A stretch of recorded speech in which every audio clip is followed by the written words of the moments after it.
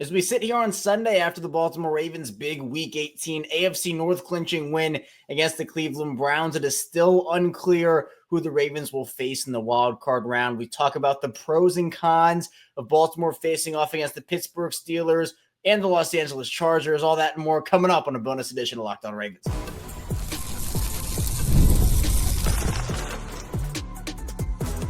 You are Locked On Ravens, your daily Baltimore Ravens podcast. Part of the Locked On Podcast Network, your team every day. Welcome into another edition of Locked On Ravens, your daily Baltimore Ravens podcast. I'm your host, Kevin Oestreicher of Ravens Wire, here with you on the Locked On Podcast Network, your team every day. Thank you so much for being here, making Locked On Ravens a part of your day and your first listen each and every single day. Free and available for you, all podcasting platforms, including video form on YouTube where you can like and subscribe to the channel. Also in audio form where you can follow along and subscribe as well. We're a 5-day-a-week plus more daily Ravens podcast, so Ravens news, analysis, updates, and so much more. We have you covered over here on Locked On Ravens. Today's bonus edition of Locked On Ravens is brought to you by PrizePicks. Go to prizepicks.com/LockedOnNFL. Use code all lowercase LockedOnNFL to win $50 instantly when you play $5. The Ravens are AFC North champions. We can celebrate it. We can exhale. The Ravens will have a home playoff game. But at the time of this recording, we don't know who that's going to be. The Raiders and Chargers will face off at 4:25 Eastern time. So by the time 7:30 rolls around, we'll know which team the Ravens will play between the Steelers and the Chargers in the wild card. But I wanted to dive into some pros and cons of playing each of those teams. I did this last year with the Texans and the Bills, and then the Bills and the Chiefs, and people really seemed to like it. So I figured, with playoffs officially here for the Ravens, bringing back playoff talk, we'll also dive into some Lamar Jackson conversations. Zay Flowers obviously got injured. We'll talk about him as well. And then we'll do a little bit of a Ravens-Browns recap. I know the game in the grand scheme of things, the Browns are beat up and injured. Not really a huge deal, but I think it was a big deal that they won the way that they did, especially after it being sloppy. But there are also some pros and cons from that game. So we have a jam-packed episode today. I say that a lot, and we do have jam-packed episodes, but it feels like we have like 8 billion things to talk about. So let's dive into the pros and the cons of playing the Chargers and the Steelers. Now, the reason why the Ravens are in this situation in the first place, in terms of them not knowing, is because the Steelers have just gone on a generational horrible stretch. They lost all 4 games in the last month of the season that they had. They had an opportunity to win the AFC North. They didn't do it. Baltimore's now the champion. They lose to the Bengals, leaving the door open for Cincinnati to make the playoffs, by the way. But they lose to the Bengals, can't take advantage of the opportunity. So the way that this works is if the Chargers win, this is all up to Los Angeles. If the Chargers win, the Ravens will play the Steelers on Wild Card Weekend. I would assume that game would be on Saturday because both the Ravens and the Steelers played on Saturday. If the Chargers lose, the Ravens will play the Chargers. That's how it goes. Chargers win, Ravens play Steelers. Chargers lose, Ravens play Chargers. Now, in terms of what the Chargers, let's start with them first. Let's start with the Chargers. What do they bring to the table? Justin Herbert's a heck of a quarterback. J.K. Dobbins is back. That would obviously be a revenge factor. The biggest storyline would be John Harbaugh versus Jim Harbaugh, another horrible. I know there's some people that are worried about Jim's due for a win over his brother, and sometimes it just doesn't work that way where a guy stays undefeated against somebody else. Hopefully that would be the case. But the way the Chargers, and again, these are week 17 stats. We haven't obviously gotten to week 18 yet. The Chargers on the season, offensively, in terms of yards per attempt, at least, they're the 13th best passing offense and the 25th best rushing offense. And, might be a little shocked about the Chargers and, Greg Roman is that offensive coordinator. The rush offense should be good. Gus Edwards has had a rough year. JK's been great, but obviously he's been out for a little bit now. And while they have great tackles, Joe Alt, Rashawn Slater, those are ballers. The interior of that offensive line is pretty shaky. Bradley Bozeman, former Raven, is on there. And they have a couple of other guys that just don't really get the job done. And we saw that the first time these two teams matched up. So with the way the Ravens defend the run, I think they could stop the Chargers' run game decently easily. Now, the last time JK was kind of going off before he ended up injuring himself, and that was unfortunate for JK. But it's going to be interesting if the Ravens do play Los Angeles, because there are so many other storylines within storylines, especially with all of the former players. I mean, one that I'm honestly intrigued by, Eddie Jackson. That's what I'm intrigued by. And you might be thinking, what? Eddie Jackson was terrible for the Ravens. Yeah, he was terrible for the Ravens. I got you. I'm 100% on the same page there. But it's just that thing where, like, oh, Tony Jefferson is there, and they have a bunch of other players from the Ravens. So I just feel like with Los Angeles, they have star players, especially, defensively. Guys like a Joey Bosa, Khalil Mack, Derwin James. And on the offense, you got to account for Ladd McConkey, but it really is the Ladd McConkey show over there and nobody else. McConkey on the season as a receiver has been incredible as a rookie.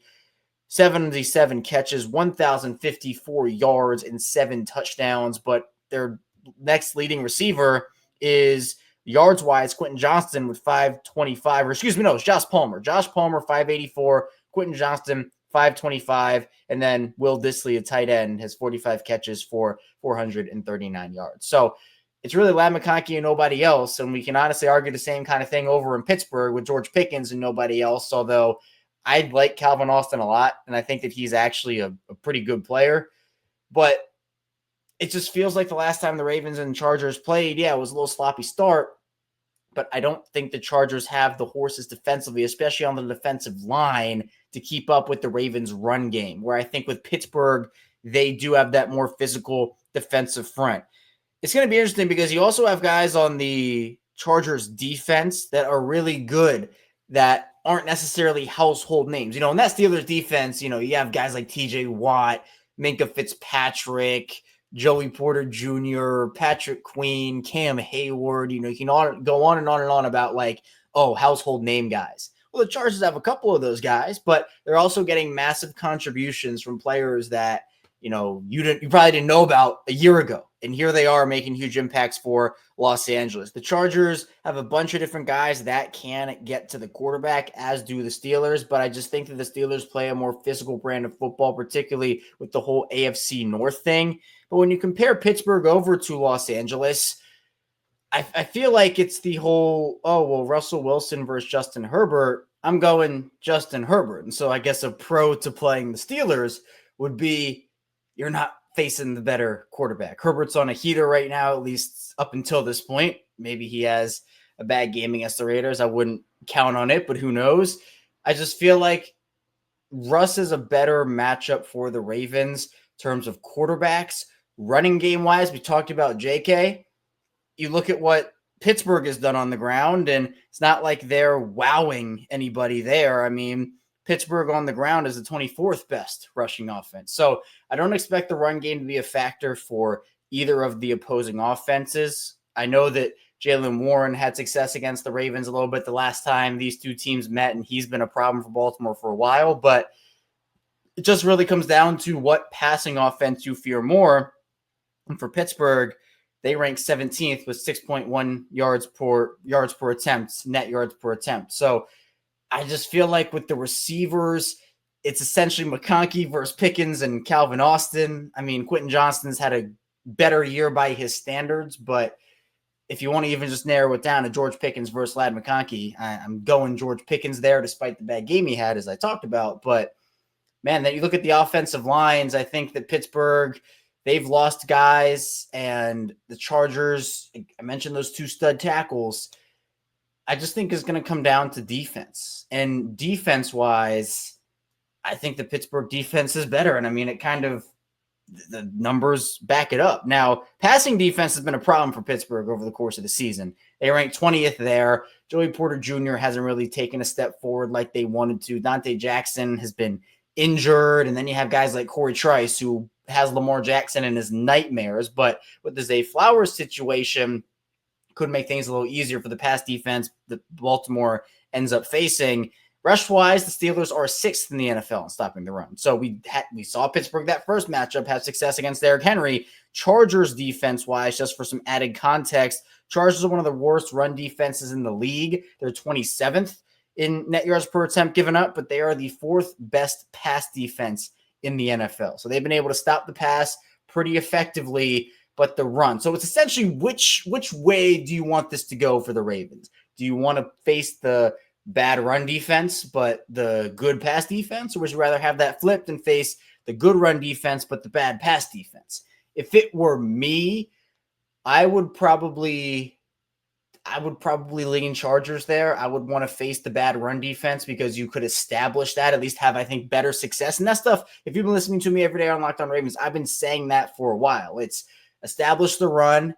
Pittsburgh, Kansas City, Philly, those more physical defensive fronts, there have been challenges with those for Baltimore over the course of the season. The Chargers don't have that, and the numbers back that up. So defensively, I think that the Chargers are the better matchup for Baltimore, but the way that Pittsburgh is playing right now, either way, it's going to be interesting because the Ravens have hit their stride. Pittsburgh really hasn't. The Chargers, I think, are playing pretty good football right now. We'll continue this conversation in the second part of the show as well, because there's a lot more to dive into, pros and cons of facing both the Chargers and the Steelers. And then we'll make our final verdict as, again, the Chargers and the Raiders play at 4:30 Eastern today. Stay tuned. Lots to get to on Locked On Ravens.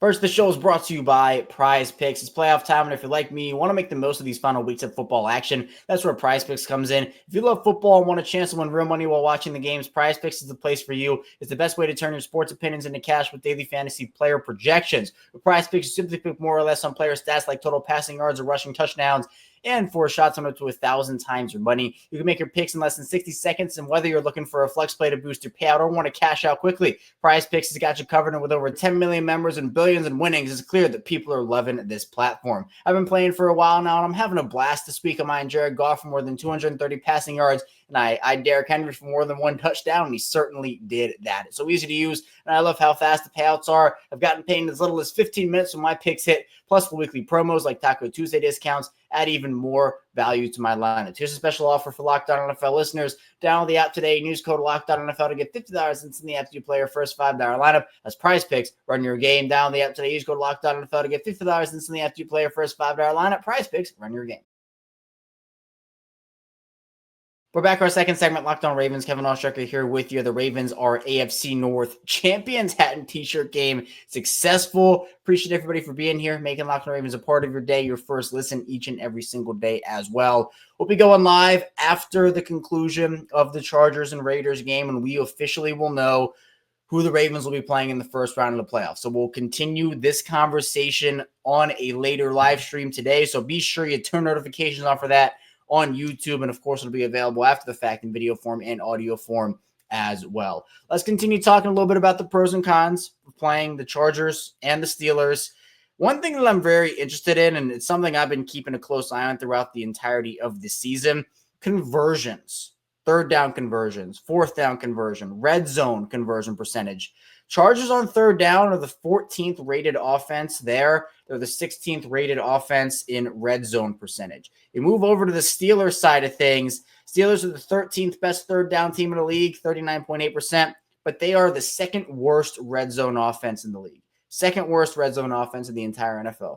31st, 46.3 conversion percentage in the red zone. So again, they're the 13th best third down offense, and they are the 31st red zone offense. Now, defensively, Pittsburgh's a really good third down defense. They have they're second in the league in third down percentage, 35.1 given up. But you look at Baltimore also, the third down is something that I've been looking at for them, and I wish it was a little better than what it actually was or what it actually is for Baltimore right now. 20th in the league in third down defense, and they're 14th in red zone percentage as well. But for Baltimore, they're the third best third down offense in the league, and they're the top red zone offense in the league, converting at a whopping 74.2%. So for context between the Ravens and Steelers, Ravens have about 30 percentage points, so just under 30 percentage points on the Steelers in terms of red zone offense. So those are things that could go either way, but the way that the Steelers play on third down, and for Baltimore, they're still a good third down offense, but that's strength on strength, whereas it's a little less of that when you're talking about Chargers versus Ravens, considering, Chargers defense, they're decent on third down. They're top 10. They're pretty good. but they're the best red zone defense in the entire NFL. They are the best red zone defense in the entire NFL. They don't let up a lot of conversions in the red zone, and that's something that I think is interesting, especially in a game. I don't think either one of these games, Ravens Steelers, I'd be shocked if that's a high-scoring game, even though the offense for Baltimore is looking incredible right now. Playoffs are a whole different story on top of the fact that this would be a divisional game, and that's the other aspect of it too, right, where the Ravens and Steelers know each other, and the Chargers and Ravens know each other too, but divisional games in the playoffs, you see a team 3 times, that can get dicey. Now, we're pro to playing the Steelers, they're playing their worst football of the season. So if you're catching them at a bad time, that can be a thing. But as we also know, like I said, you kind of throw all the regular season stuff out the window when the playoffs come. And when you play Ravens Steelers football, you throw all of the stats out, all of the metrics out, all of the records out. That's going to be a really physical game. I don't expect Ravens Chargers to be super physical, at least not to the level the Ravens Steelers is. And the no Zay Flowers factor, I think, lets Pittsburgh off the hook defensively. Now, we don't know if Zay Flowers is going to play or not, right? We're getting reports, and there have been updates on Zay about how, might miss the wild card game, but could be back for the divisional round, knee sprain type deal. I think he's scheduled for another MRI today or tomorrow based off of that. But he was on crutches in the locker room. That obviously probably precautionary. We heard Rashod Bateman in a precautionary boot, and he was able to play 2 days after. So I guess if you want a silver lining in that situation, that's that. But we don't know for sure about the Zay situation. But based off of the reports, I'm saying if he were to miss the wild card game, it's going to be for a Pittsburgh team that if they don't get Dante Jackson back, and I don't know the status of Dante Jackson right now. He didn't play against the Bengals on Saturday night. But again, we saw Corey Trice get fried by Lamar Jackson, Beanie Bishop, those guys. Joey Porter Jr. also, as I talked about, has not had a good season. So you look at the Chargers secondary, guys like Asante Samuel Jr., Tarheeb Steele, like all those guys, that defense, Derwin James, they've been able to string together a really solid season. So it's strength on strength for Ravens Steelers, strength on weaknesses for Ravens Chargers. It's interesting because the way that the Ravens pass offense operates, I think without Zay, you'd obviously have a much heavier dosage of Rashod Bateman, Mark Andrews, Isaiah Likely. But in terms of cover guys, you put big safety. So Derwin James, Micah Fitzpatrick, I guess, right? Those would be the guys that you want to put on those tight ends. Linebacker-wise, Patrick Queen is going to be someone for the Steelers side of things that I guess they would trust, although PQ is not the best in coverage. So we obviously know that from his Baltimore days. There are just so many factors that go into each of these things. And I think for me, my final verdict is I would rather have the Ravens play the Chargers. Now, honestly, both these games, I would feel confident the Ravens would win.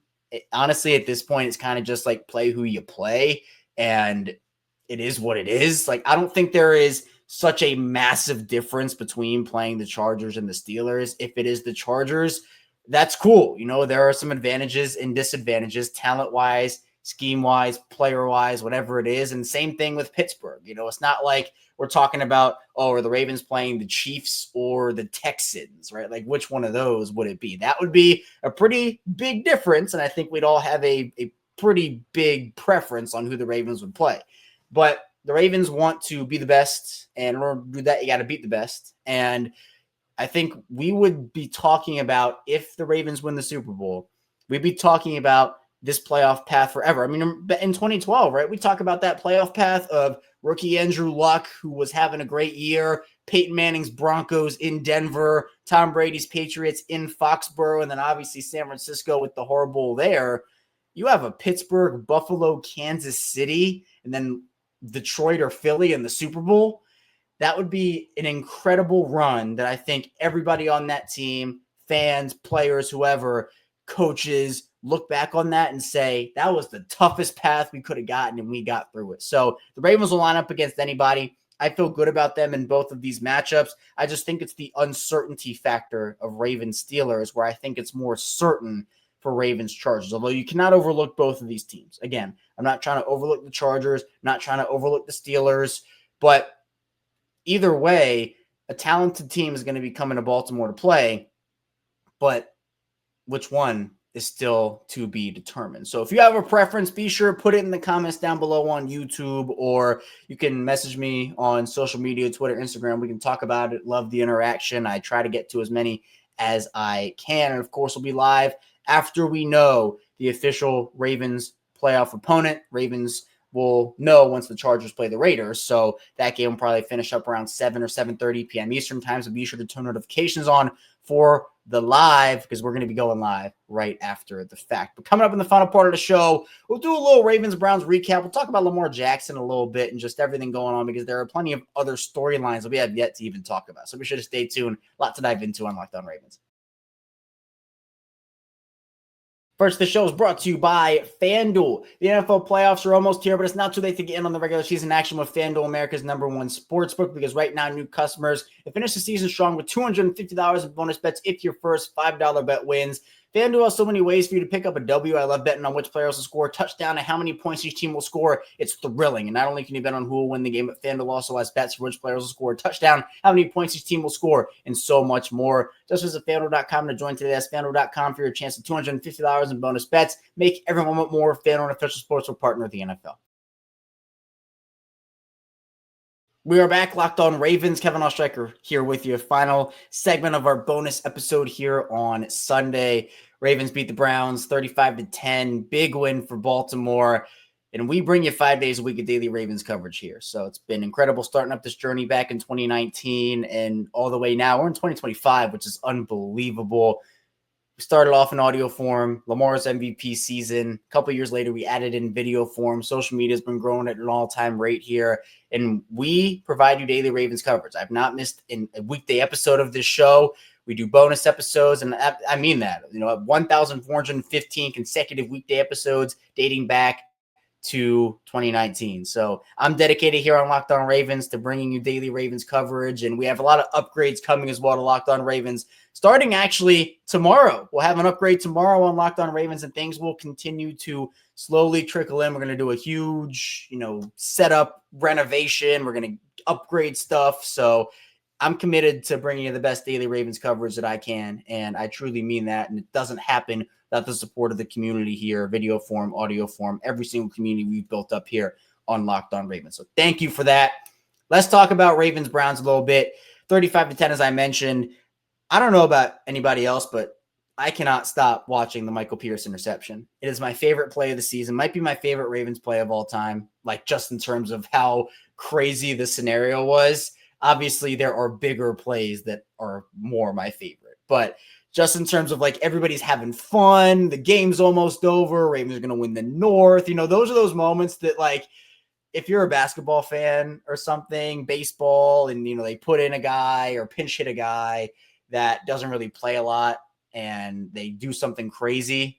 This is kind of what that felt like. Michael Pierce does something he doesn't do often and drops back into coverage and intercepts. And he hawked that ball. He ball hawked it. It wasn't like he tipped it up to himself at the line of scrimmage. He literally dropped back into coverage and broke on the ball. It was unbelievable. But obviously that's only one of the storylines of this game. Derrick Henry had a rough first half on his birthday. He comes back with 2 late touchdowns to close out the game. Lamar Jackson finishes his season with 5,000 total yards and 45 total touchdowns. To me, he is the MVP. It'll be a close race. I feel like Lamar didn't have the blowout 5 touchdown Lamar Jackson signature sealed the deal game, but I don't think he had a terrible, horrible game. So kind of like an in the middle situation for me.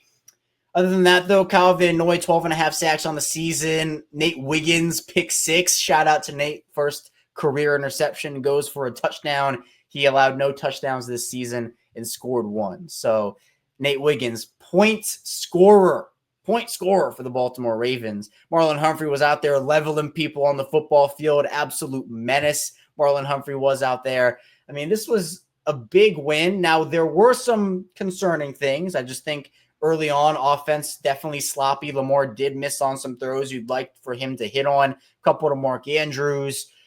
Brandon Stevens got picked on a lot in this game. He had a great play on a Jamari Thrash would-be touchdown, but got picked on a lot. That's going to be a concern point heading into the postseason. especially with a guy maybe like a George Pickens or Ladd McConkey coming to town. And then you have, Kyle Hamilton doing his thing. Roquan, youngest player to 1,000 tackles in NFL history. Record after record after record being broken in this game. Lamar Jackson, the first ever quarterback to throw for 4,000 passing yards and run for 800 and added on 900 after that rushing yards in a single season. Ravens have now won the AFC North twice in a row. No team has won the AFC North 3 times in a row. And Baltimore will be playing a first place schedule again in 2025. Those opponents are now set. So, hey, we're still in 2024 playoff mode. But for a little tiny look ahead, 2025 opponents for the Ravens: Bengals, Browns, Steelers, Patriots, Jets, Bears, Lions, Texans, Rams at home. Bengals, Browns, Steelers, Bills, Dolphins, Packers, Vikings, Chiefs on the road. Tough schedule, but the Ravens are a tough team, and they earn that schedule. So penalties we'd like to see cleaned up a little bit. Fourth down execution and honestly play calling. You don't have to get cute. But that seems like what has been going on for some of the season here.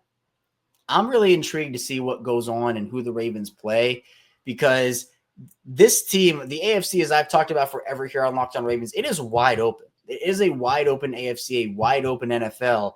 And I feel like Baltimore has a good shot to go and do this thing. Now, there are going to be good teams standing in their way, tough teams standing in their way, but they're going to have to figure it out, because I think that this is as good of a year as any for them to do this, because last year everybody thought that was the year. And obviously it ended in pretty big disappointment. But you have a lot of different factors here. I think the Ravens, the way that they came out of their bye week re-energized, everybody was talking about how they needed that bye week, right? Everybody was talking about it. And they came out 3 games in 11 days, outscored their opponents 133 in that stretch. And then, you want to do some quick math, 168 to, what would it be, 43, 168 to 43 in their 4 games coming out of the bye week. Look at us doing quick math on Locked On Ravens. But this is a team that's hitting the stride at the right time. They didn't have to, with the playoffs being a whole new season. It's not like you had to do that. But this Ravens team right now, I feel like, has all the pieces. The defense, they added that final infinity stone with the pass defense. Darius Washington playing great. It just feels like everybody right now, they are on a string. They all know what the goal is. MVP, AFC North, whatever it may be, all that doesn't matter. What matters is the Ravens winning a Super Bowl. And you hear a lot of the MVP stuff. Dan Orlovsky went on the broadcast yesterday and hyped up Josh Allen. He certainly, sang his praises for Lamar as well during the game, but said that Josh was more valuable. So kind of ruining Lamar's moment a little bit on the broadcast. But regardless of what it is, Lamar knows that his season has been incredible, but it's not going to mean anything if he doesn't win the Super Bowl. Because as I've talked about on this show, if you're an everydayer, we don't talk about last season, because last season ended in pure disappointment, but it was one of the best regular seasons Baltimore has ever had. And we don't talk about it because of how the playoffs ended. This is the time that matters. Again, I would anticipate if the Ravens play the Steelers, that game will be on Saturday. If the Ravens play the Chargers, still could be on Saturday, but maybe like the Sunday early game. So we'll see what happens, but we will be live after the Chargers game, because we will officially know who will be coming to town to play the Baltimore Ravens. So that's all I have for you here today on Locked On Ravens. Thank you so much for tuning in. Be sure on the way out, hit that like and subscribe button in video form. Follow along and subscribe in audio form. It's the same show, both audio and video, so you're not missing out on any of our content. Coming up later today, I'll see you right back here on Locked On Ravens, as we will instantly react to the Ravens wild card opponent. So stay tuned. I'll see you right back here later today on Locked On Ravens.